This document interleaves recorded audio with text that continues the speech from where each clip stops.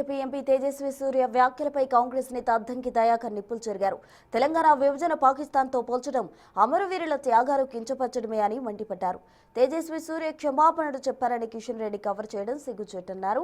విభజనలో భాగస్వాములైన BJP నేతలు ఈ అవమానాన్ని ఎలా భరిస్తున్నారని ప్రశ్నించిన అద్దంకి అడ్డగోలు విమర్శలు మానుకోవాలని, లేదంటే ప్రజలే బుద్ధి చెప్తారని హెచ్చరించారు.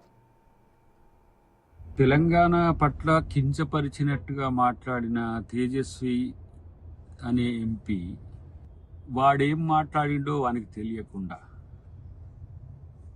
వానికి అర్థం కాక వాడొక పిచ్చోడై, వాడొక స్టూపిడై మళ్ళీ అదే మాటలు మాట్లాడుతున్నాడు. ఒరే బేవకూఫ్, నువ్వు అన్నది తెలంగాణను. కాంగ్రెస్ పార్టీ నాయకులకు అర్థమైందో కాదో, కాంగ్రెస్ కాదురా సన్నాసి.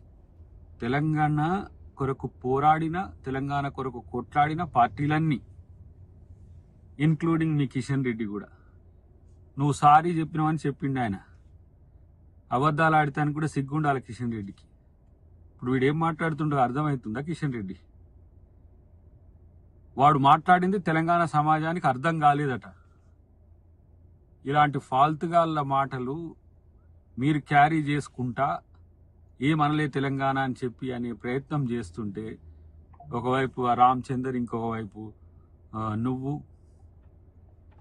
తెలంగాణను పదే పదే అవమానించే ప్రయత్నం చేస్తూ బీజేపీ ఇంకా దొంగ నాటకాలు ఆడుతున్న పరిస్థితి.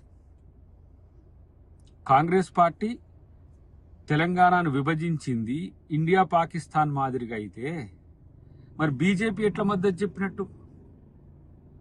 సుష్మా స్వరాజ్ గారు ఎందుకు మద్దతు చెప్పినట్టు అపోజిషన్ లీడర్గా? రాజ్నాథ్ సింగ్ గారు ఆ రోజు బీజేపీ ప్రెసిడెంట్గా ఉన్నాడు, ఆయన ఎందుకు సపోర్ట్ చేసినట్టు? మీరెందుకు సపోర్ట్ చేసినట్టు? తెలంగాణ